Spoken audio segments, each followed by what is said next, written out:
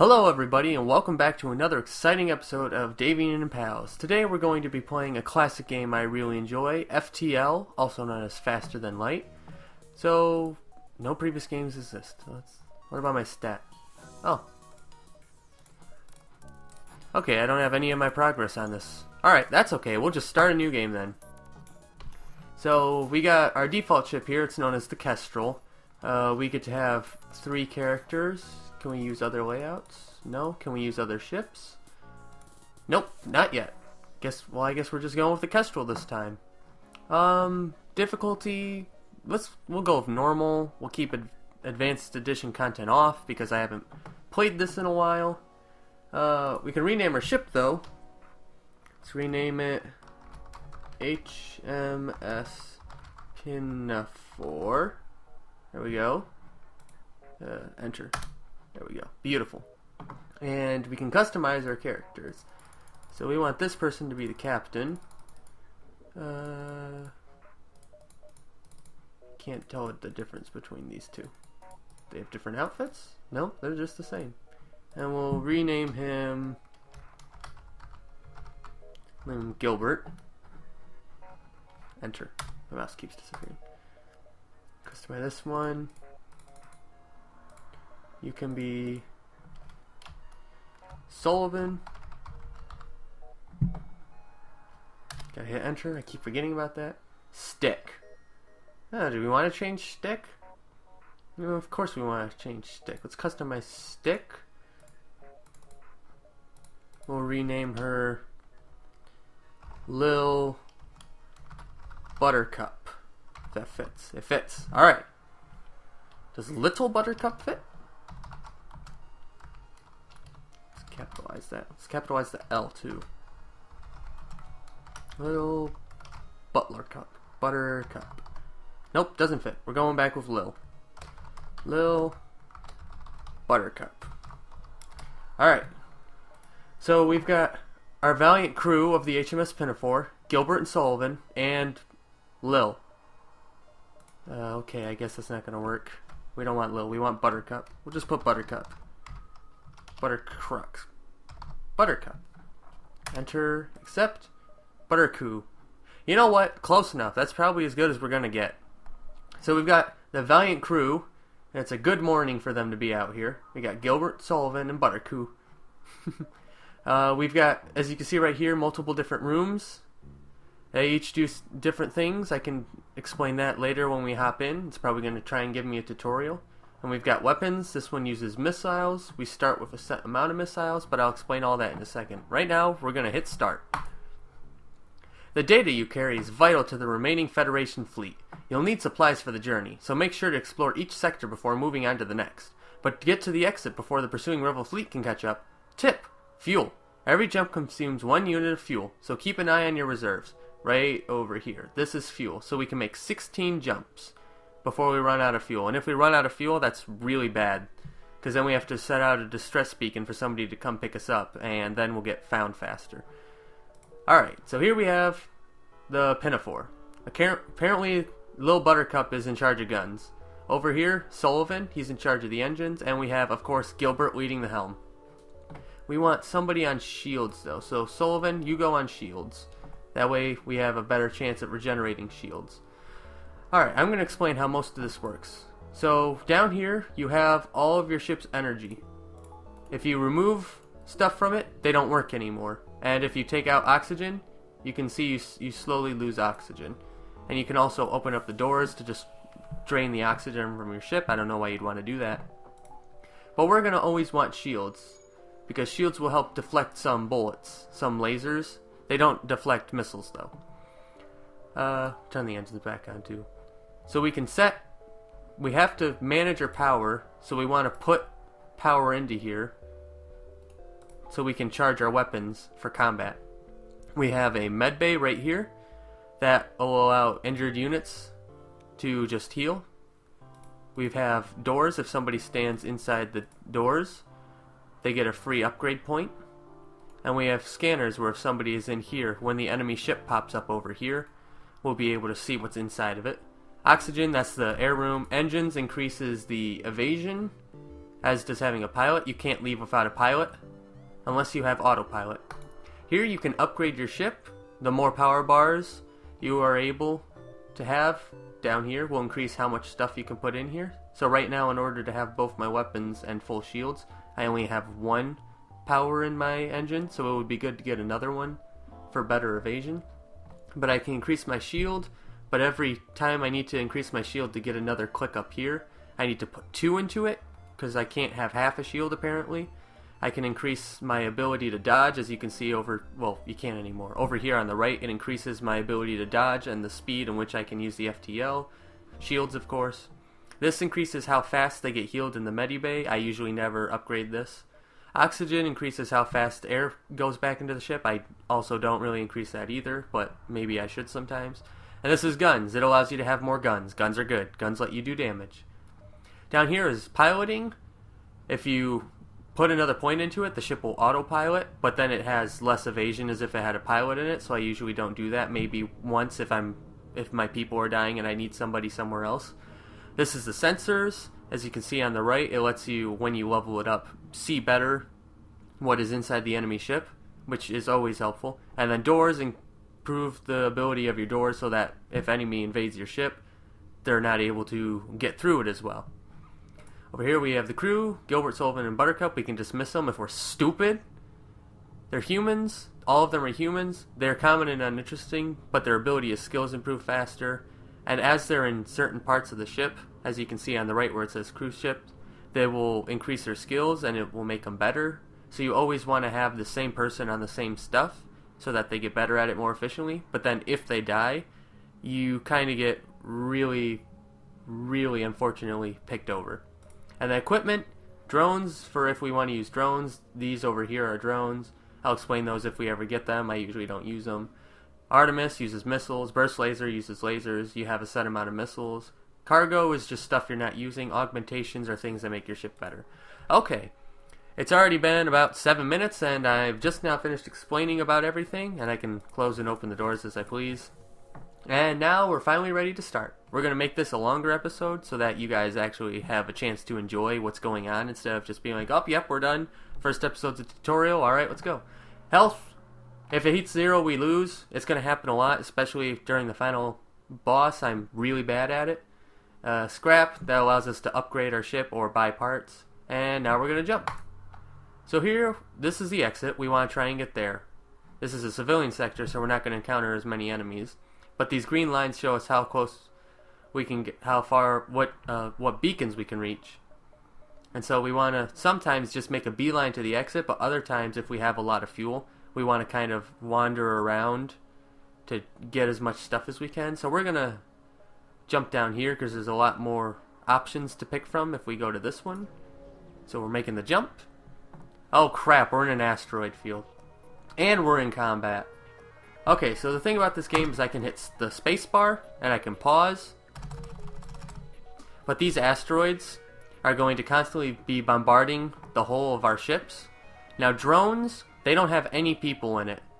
So if I just take out the guns, it'll slowly rebuild itself. But it also doesn't have a shield generator on it, so if I can keep myself alive, the asteroids might take it out. So I can pause the game, and I can hit 1 and 2 to cycle between my weapons, and I can tell it to shoot certain parts. I don't really want to use the Artemis unless I have to, because I want to save all of my missiles. So now we can just play that. See, our shield's gone. We got hit by 1 asteroid. But because we have a guy on shields, it regenerates slightly faster, and he'll get free tech points for it. And now the shields are broken, but he's destroyed. So that's good. We got some missiles, some drones, and some scrap from it.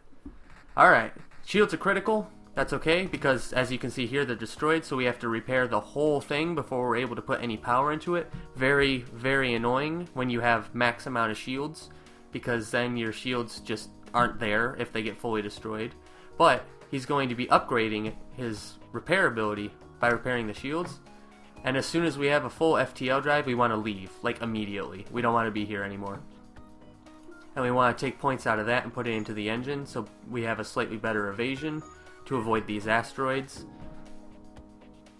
We're going to want the burst laser so that if we... Alright, now we want to leave. So these are distress signals. Someone might need help.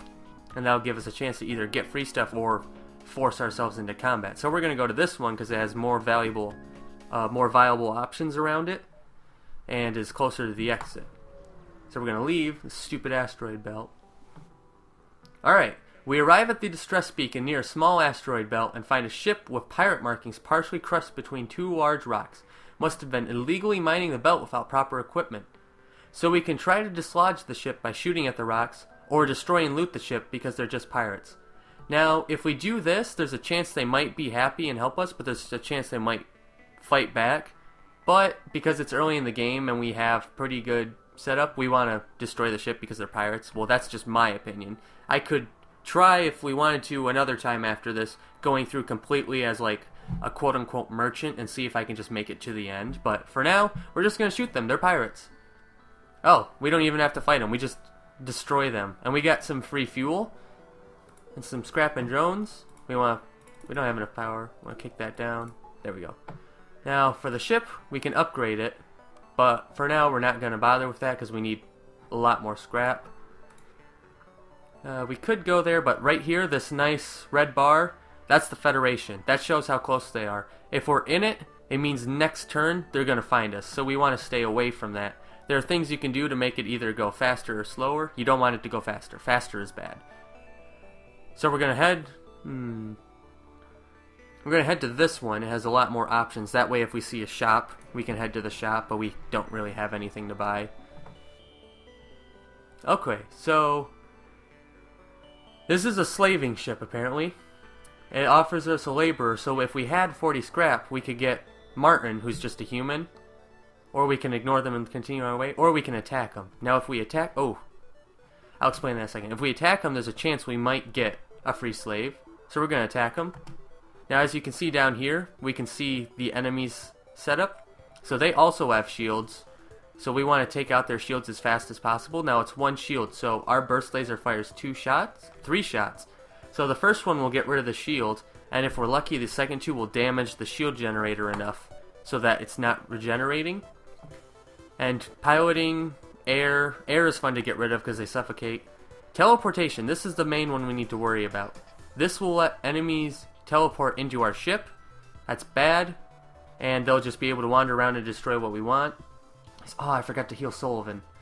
Alright, we're just going to try and not use the Artemis. We're going to just try and get rid of the shield generator for now.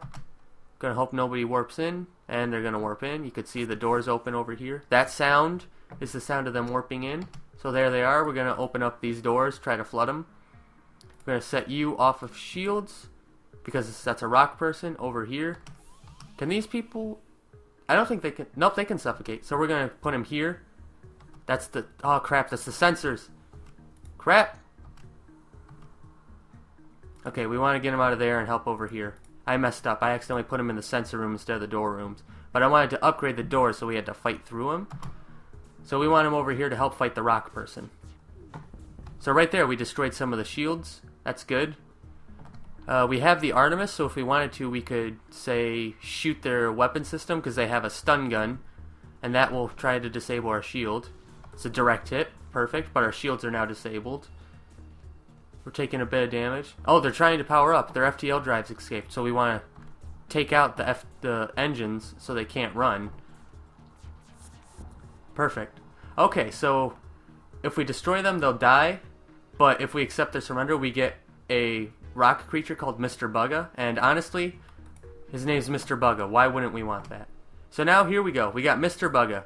What does he have? He doesn't have any bonuses, and he's very slow, so we don't want him somewhere where he would have to move a lot, so we want to stick him in guns or shields. We always want somebody in guns or shields. He's got a few points in shields. We'll stick him in shields for now. You need to go to the healing bay. You need to go to the healing bay.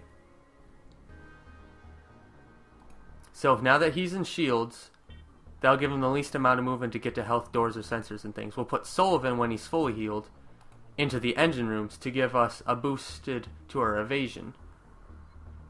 So that's really good. So now, ooh, excuse me. That's one encounter. They usually go a lot faster when you're not trying to explain things, but Now we just want to jump, and we'll head here. Why not? Alright, danger. Solar flares. And we're fighting.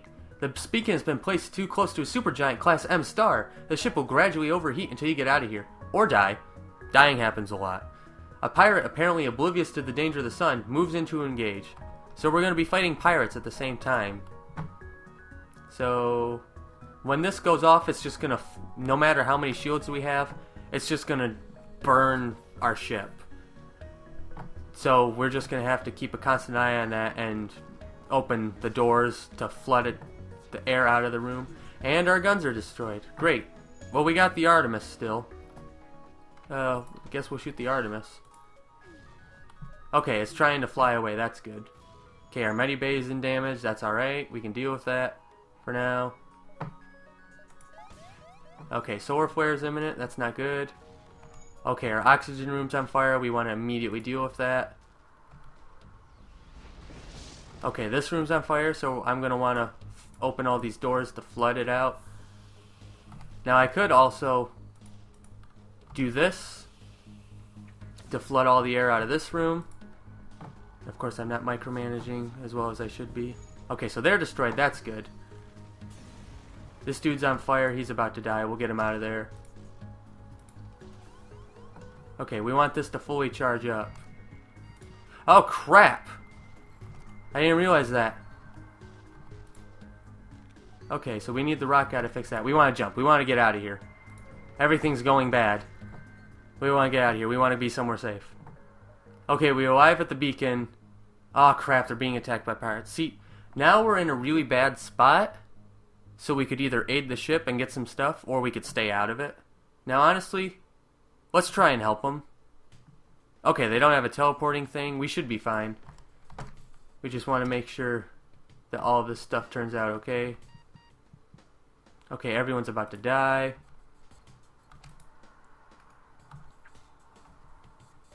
Crap, the O2 is not working anymore. Crap, this is a terrible decision. We might lose. Okay, so we want to get rid of these guys as fast as possible. Okay, the air's back. The air's back on. Okay.